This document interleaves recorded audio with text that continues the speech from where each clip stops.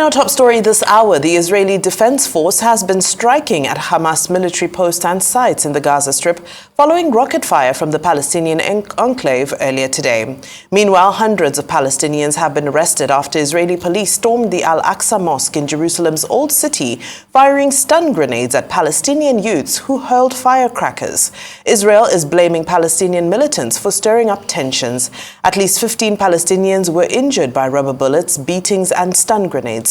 Arise chief correspondent John Cookson has the story.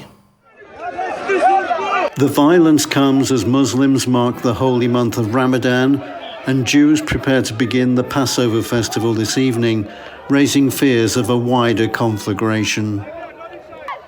Confrontations at Al-Aqsa, the third holiest shrine in Islam and the most sacred site in Judaism called the Temple Mount, have sparked deadly cross-border wars in the past.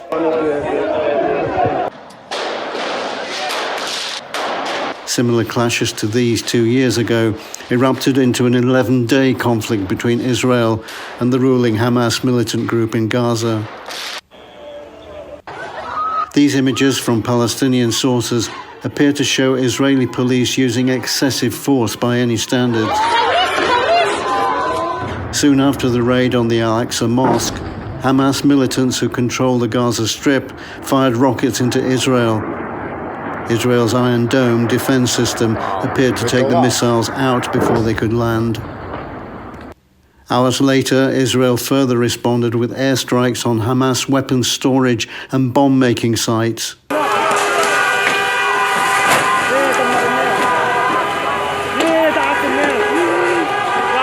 Israel's right-wing government has been condemned by Jordan and Egypt, and Saudi Arabia said the storming of the Al-Aqsa undermined peace efforts in the region. John Cookson, Arise News. Now, Arise Chief Correspondent John Cookson joins us now from London for more. Hello, John. A very warm welcome to Newsday. Now, let's get straight into it. So, can you give us more details as to the impact of this attack and the following arrests that we've seen? Palestinians in custody in Israel at the moment. They'll be questioned for at least a further 24, 48 hours. Most of them will be released. The Israelis want to know what their role was in what the Israelis says was troublemaking in the Al-Aqsa Mosque complex. The rocket fire from Gaza seems to have stopped now. Militants fired around 16 rockets towards Israel. The dome system that Israel uses took out at least 6 or 7 of those rockets, and with the remainder landing harmlessly in Israel. As far as the Old City is concerned, a place of tension at all times, not least when Ramadan coincides with Passover. And there's a heavy police presence around the Old City and inside the meandering side streets there to try and curb any further violence. So tensions very much simmering in Jerusalem at the moment, and in the region generally. The effect of these images that will be shown on TVs in the Arab world will enrage Muslims, seeing it an outrage that this kind of violence can take place in the third holiest site in Islam, and this rage will continue. The last few weeks and months have been pretty grim for Palestinians and Israelis. There's been multiple stabbings, shootings. I myself was in Israel in January when a Palestinian gunman from East Jerusalem shot 7 Israelis dead in a synagogue. And it's this kind of ongoing violence that never seems to go away. Indeed. Thank you so much, John. Of course, this incident has drawn condemnation, whether it be from the Arab or the Muslim world. And we understand that Jordan's Ministry of Foreign Affairs has also condemned this, the actions of the Israeli police, and he's also called on Israel to immediately remove its forces from the mosque. Is this a call that you think will be adhered to?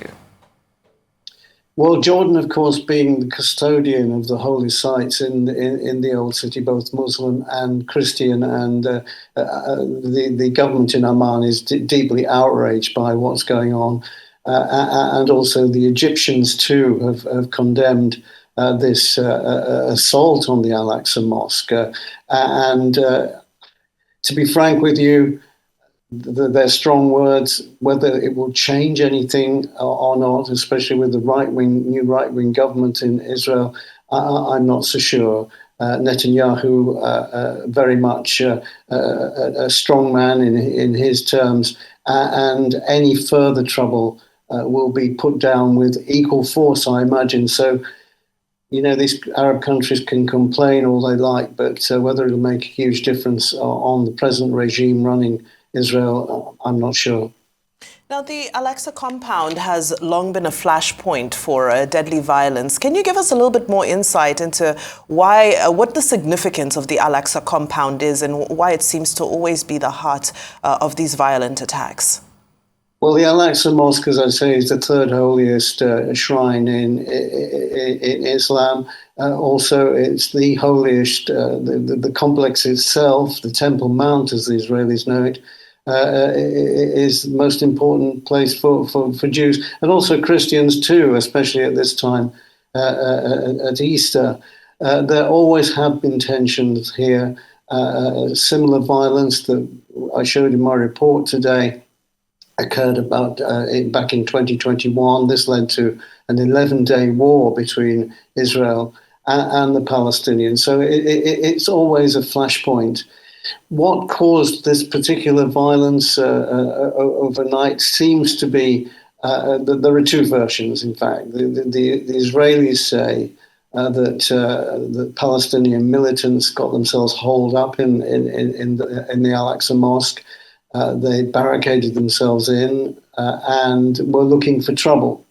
The Palestinians say that a group of ultra-nationalist Jewish Orthodox people turned up with a goat or a lamb to slaughter, as happened in biblical times. And the Muslims said, this is not going to happen. Not in the Al-Aqsa Mosque. It's completely against convention and rules, and some would say will be a complete outrage to Muslims. So you have all these twisting versions of events, and it's hard to know exactly what causes these flashpoints, but it's always the same. You get two versions, and who knows what the correct version is.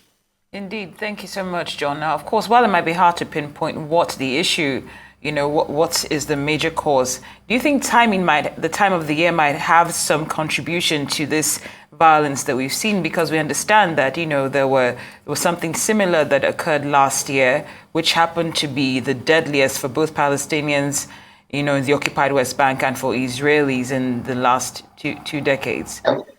Well, Ramadan's always a time of tension in the Middle East. Militants see it as a period where they can further their cause, and that may include terror attacks. Interestingly, the head of Shin Bet, the Israeli Secret Service, said today that Shin Bet has foiled 200 potential terror attacks already this year.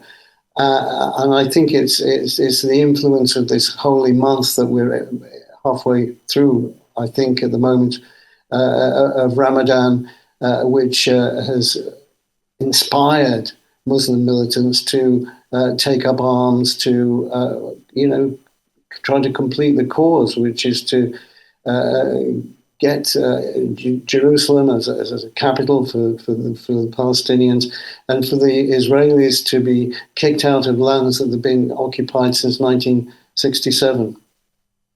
All right. Arise Chief Correspondent John Cookson, thank you so much for your time, your insight and analysis. We sure do appreciate you.